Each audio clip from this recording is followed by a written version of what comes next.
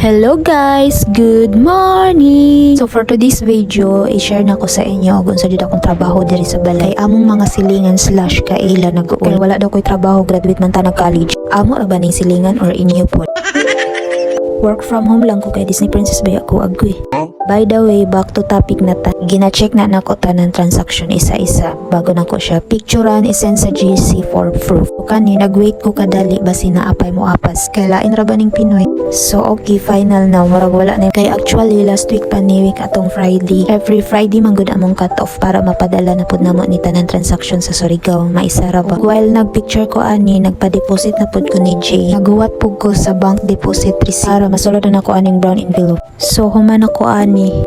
So naabot naman si G na ana ang deposit receipt. Ako na siyang iisa tanan og sulod sa brown envelope after. So diba hapit na ta maabtan og 1 minute hapit tapos wala pa ko nagsulti kung sa jud akong trabaho ani.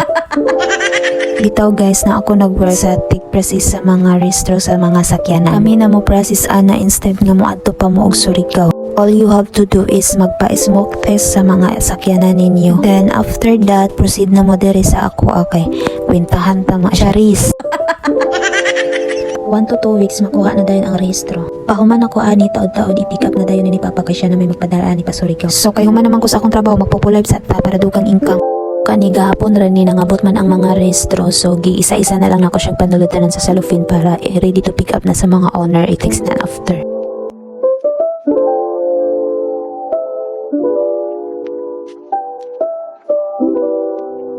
Maora to. Bye guys. Thank you for watching.